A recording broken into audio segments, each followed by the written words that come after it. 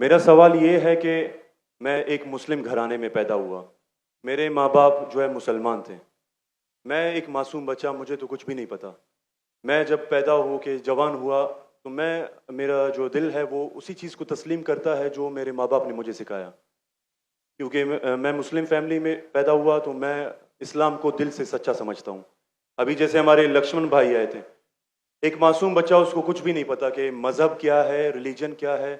और वो Christian family में पैदा हो या हिंदू फैमिली में पैदा हो, तो वो उसी चीज़ को फॉलो करता है, उसी चीज़ को उसका दिल मानता है जो उसके माँ बाप ने उसको सिखाया हो और उसके माइंड में फीड किया हो।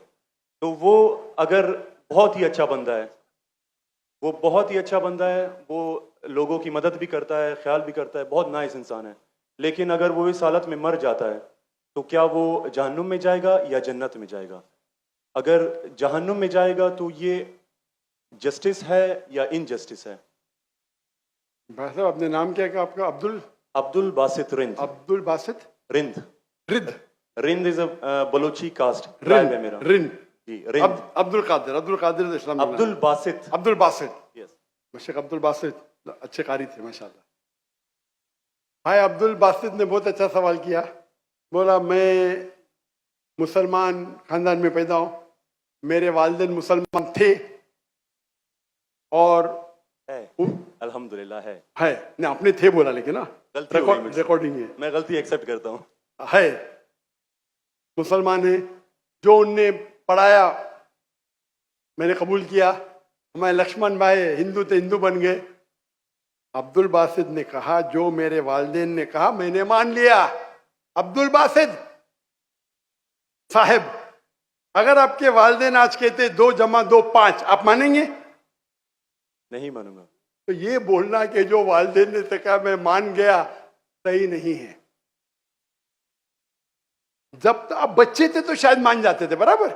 2 साल की उम्र में माँ ने बोली 2 + 2 = 5, तो आप हाँ बोलेंगे, बराबर कि नहीं? आज बोलेंगे तो आप मानेंगे। Very good. तो इस्लाम का ये कहना है, अल्लाह के रसूल फरमाते हैं कि जब तक बच्चा बालिग नहीं होता है उनके ऊपर कलम नहीं लिखी जाएंगी, मतलब वो मासूम है। अगर लक्ष्मण जो है अभी तो बालिग है, 25 साल 30 साल 35 साल पता नहीं, यहां से दूर से दिख रहा नहीं था, लेकिन बालिग तो है ना। अगर कोई गैर मुसलमान हिंदू खानदान में पैदा होता है या ईसाई खानदान में पैदा होता है और बालिग बनने से पहले 10 साल की उम्र में या 8 साल की उम्र में इंतकाल हो जाता है, तो वो जहन्नम में नहीं जाएगा, क्योंकि वो मासूम है। आप समझ रहे? लेकिन एक इंसान जब बालिग हो जाता है तो उसके वो जिम्मेदार है, वालिदैन को दोषी नहीं ठहरा सकता है। आज की तारीख में मैंने आपसे पूछा, आपके वालिदैन बोलेंगे 2 + 2 = 5, आप मानेंगे? आपने कहा नहीं। उसका मतलब आज आपकी वालिद, आपके वालदा अगर कोई गलत कहेंगे, आपके पास होश हवास आया, आप उसको कुछ बात में भी आप मान लेंगे गलत चीज को, लेकिन अक्सर गलत चीज को नहीं मानेंगे। आप अपनी वालिद से मोहब्बत करते, वालिदैन से मोहब्बत कर, उसका मतलब नहीं कि आप खिलाफ है उनके, लेकिन अभी आप बालिग बन गए, समझिएगा। तो ये बोलना कि क्योंकि वालिदैन, कुरान की आयत है कि काफिर ये नहीं कह सकेंगे कि उनके वालिदैन काफिर थे, ये काफी नहीं है, कुरान की आयत है। तो उसका मतलब अगर बचपन में कोई बच्चे का इंतकाल हो जाता है, चाहे वो मुस्लिम खानदान से गैर मुस्लिम खानदान से, अगर बालिग नहीं होता है तो कलम उन पे नहीं चलती है, वो जहन्नम में नहीं जाएंगे। साफ है। एक बार बालिग हो जाते हैं, उनको इल्म हो जाता है, फिर इसीलिए अल्लाह के रसूल फरमाते हैं कि हर इंसान, हर बच्चा दीनुल फित्र में पैदा होता है। उसके बाद उसके वालिदैन, उसके टीचर उसको बुत परस्ती सिखाते, उसको आग की इबादत करना सिखाते, और वो बुत परस्ती करने लगता है। बच्चा है तो माफ हो जाएगा, बालिग हो जाता है, उसके बाद समझ आ जाती है, तो वो जिम्मेदार है। तो अगर एक इंसान बालिग हो गया 25 साल 30 साल की उम्र में, शिर्क करता है और उसका इंतकाल होता है, तो वो जिम्मेदार है। पहला मुझे ये कहने के लिए कह दो, क्या आप समझते खाली मुसलमान में पैदा हो गए तो जन्नत में जाएंगे? इस्लाम में जन्नत में जाने के लिए 4 चीज की जरूरत है। मैंने कह दिया, ईमान, अमल सालेहात ईमान, राइचियस डीड, वतवासौ बिल हक, हक की तरफ बुलाओ और सब्र की तरफ बुलाओ। 4 चीज की जरूरत है। आप बहुत अच्छे इंसान होंगे, नमाज पढ़ते होंगे 5 टाइम, हज के लिए गए होंगे, रोजा रखते होंगे, लेकिन अगर आप दावत नहीं करेंगे तो आमतौर पे आप जन्नत में जाएंगे नहीं। अल्लाह ताला आपको माफ करने चाहता है और जन्नत में डालना चाहता है, वो अल्लाह की मर्जी, वो डाल सकता है, लेकिन आमतौर पे आप जन्नत नहीं जाएंगे। उसी तरीके से कई गैर मुस्लिम मुस्लिम बन रहे लाखों की तादाद में, आप समझ रहे? तो लाखों की तादाद में गैर मुस्लिम इस्लाम कबूल कर रहे, वो जन्नत में जाएंगे कि नहीं? सर नहीं, मैं सवाल, जी जी जाएंगे कि नहीं? बिल्कुल जाएंगे। और एक आदमी आज अगर इस्लाम कबूल करता है, अल्लाह ताला के रसूल फरमाते उसके सब गुनाह माफ।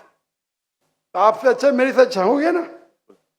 हम कितने भी अच्छे गुनाह तो थोड़े करते होंगे छोटे मोटे। तो ये कहना, तो ये अल्लाह सुब्हाना व ताला का हिकमा है, ला इकराह फिद्दीन, हमारे दीन में कोई जबरदस्ती नहीं। ये आप बोलेंगे नहीं लेकिन चांसेस है क्या वो गैर मुस्लिम इसमें पैदा हुआ तो उसके इस्लाम करने के चांसेस कम है। बिल्कुल सही कम है। मुसलमान होने के बाद भी आज की हालत देख के लगता है कि हम जन्नत में जाएंगे।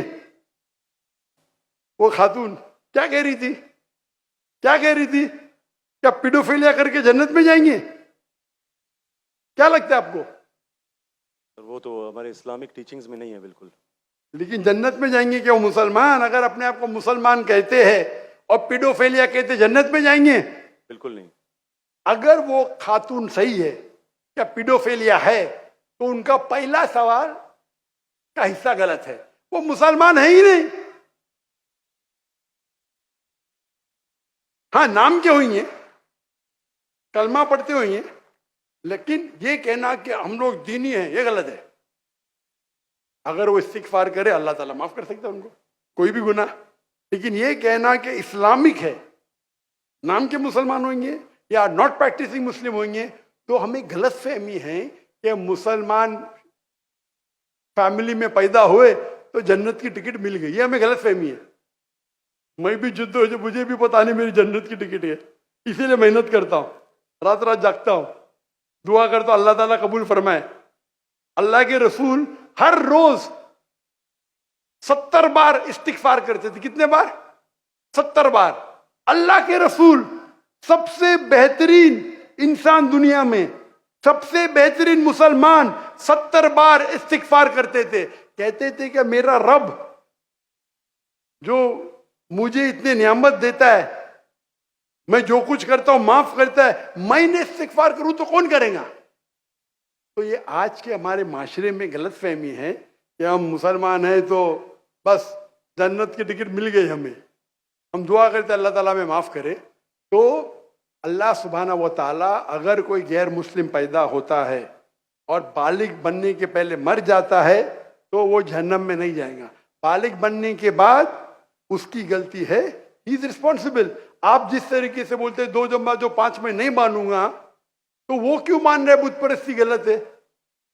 और मेरे हिसाब से 2 जमा जो 5 और बड़ी गलती है बनिस्बत बुत परस्ती करना। समझ रहे? क्योंकि अल्लाह सुब्हाना व ताला हमारे खालिक, हमारे मालिक, जिसने इतनी नियामत दी हमें, हम उसका शुक्र अदा नहीं कर सकते। मैथ्स में गलती करना थोड़ी गुनाह है क्या? अगर कोई मुस्लिम 2 जमा जो 5 बोलेंगे जन्नत में जाएगा? हाँ बोलेंगे भाई इल्म नहीं है, मैथ्स में कमजोर है, बराबर कि नहीं? आप थोड़ी उसको मर्डर थोड़ी कर सकते, आप उसको नहीं कर सकते ना। तो कौन बड़ा गुनहगार, 2 जमा जो 5 कहने वाला क्या जो बुत परस्ती करता है? बुत परस्ती ऑब्वियसली। अल्लाह ने हमको इतनी नियामत दी, बराबर, हम अल्लाह का शुक्र अदा करते? कितने लोग शुक्र अदा करते कि अल्लाह ने हमें इतना अच्छा घर दिया, इतने अच्छे कपड़े दी, इतने अच्छे गाड़ी दी, खाना दिया। हम कितने बार शुक्र अदा करते? कितने बार हम शुक्र अदा करते? पानी पीना, अगर कुछ दिनों के लिए 2-3 हफ्ते के लिए पानी नहीं मिला मर जाएंगे, कितने बार शुक्र अदा करते? मैं पूछना चाहता हूं इतने बड़े मजमे से कितने लोग ने अल्लाह का शुक्र अदा किए कि हमें सांस ऑक्सीजन दे रहे हैं? कितने लोग ने शुक्र अदा किया? अल्लाह का हाथ ऊपर करो। सांस के लिए, सांस के लिए, सांस के लिए, पानी के लिए नहीं, पानी के लिए नहीं। जो अल्लाह ताला हमें एयर दे रहा है, ताकि हम जी सके। आधे घंटे के लिए हमें हवा नहीं मिलेंगे, मर जाएंगे। कितने लोग ने शुक्र अदा किया अल्लाह का सांस के लिए? 4-5% है माशाअल्लाह। शायद आपने मेरा लेक्चर सुने, आपने लेक्चर सुने थे what is the purpose of life? कौन लोग ने सुने मेरा लेक्चर आज के पहले? What is the purpose of life? हाथ ऊपर करो। माशाअल्लाह, उससे बड़ी तादाद है। मतलब आपने अगर लेक्चर सुने तो लेक्चर में बोलता हूं मैं, यहां जरा वक्त की किल्लत थी तो लेक्चर के बाद बोल रहा हूं मैं। जो सांस लेते उसका तो शुक्र अदा करना चाहिए। तो हम कितने नाशुक्र अदा है, हम कितने एहसान फरामोश है।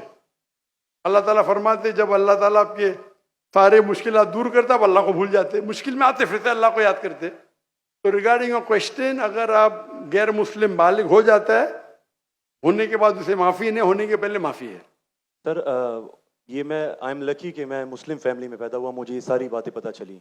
लेकिन बराबरी में अगर कोई क्रिश्चियन फैमिली में पैदा हो जाता है तो ये उसकी तो गलती नहीं है कि वो उस फैमिली में पैदा हुआ, उसके लिए तो ज्यादा मुश्किल है। आपने मेरा सवाल का जवाब सुने कि नहीं सुने? जी जी बिल्कुल सुना, बिल्कुल मैंने जवाब दिया कि नहीं इसका? सर लेकिन मतलब पैदा होने पे तो उसका हक नहीं है, वो मुस्लिम में भी पैदा हो सकता है और उसमें भी। आपने मेरा जवाब सुने कि नहीं सुने? सुना है बिल्कुल। मैंने आपका सवाल का जवाब दिया कि नहीं? दिया है बिल्कुल। तो दिया तो फिर से क्यों दोहरा रहे? मैंने साफ कह चुका हूं, मुसलमान फैमिली में पैदा होना जन्नत की टिकट नहीं है, और गैर मुसलमान फैमिली में पैदा होना जहन्नम की टिकट नहीं है। लेकिन उसके लिए ज्यादा मुश्किल होगा ना जो क्रिश्चियन होगा। आपको लगता है, आपको लगता है, क्योंकि आपको गलत फहमी है कि मैं 100% जन्नत में जाऊंगा। मुझे तो, मैं मेहनत क्यों कर रहा हूं, क्यों मैं दुनिया भर घूम रहा हूं, क्यों? अल्लाह के रसूल फरमाते जो ला इलाहा इल्लल्लाह मोहम्मद रसूलुल्लाह कहता है वो जन्नत में जाएगा। लेकिन कलमा पे अमल तो करना चाहिए। हम जो मुसलमान के हालात देख रहे, मुझे लगता तो नहीं है। बिल्कुल नहीं। आप समझ रहे मेरे जवाब को? जी मैं समझ रहा हूँ बिल्कुल। हम 25% है, कितना? 25%। 2 बिलियन, 2 बिलियन कितने अरब होते? 2 अरब, 2 अरब, 2 अरब, अरब तो बहुत है यहाँ। तो ये हमारी गलत फहमी है। हम गलत फहमी के शिकार है कि हम जन्नत में जाएंगे।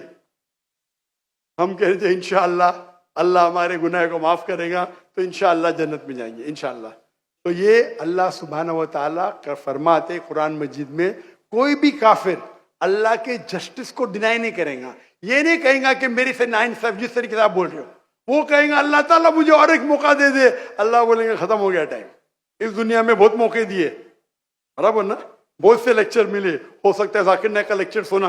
अभी मेरे लेक्चर सुनने के बाद लक्ष्मण मेरे लेक्चर सुनने के बाद बुत परस्ती कंटिन्यू करेगा, आप उसे दोषी ठहराएंगे कि नहीं? बिल्कुल, आपने लॉजिकल बताया कि अगर वो आखिरत में बोलेगा अल्लाह ताला मुझे पता ही नहीं था बुत परस्ती गलत है, अरे मैं तो स्वामी प्रभुपदा की बात माना, वो डॉक्टर साहब की बात नहीं माना, फंस जाएगा कि नहीं?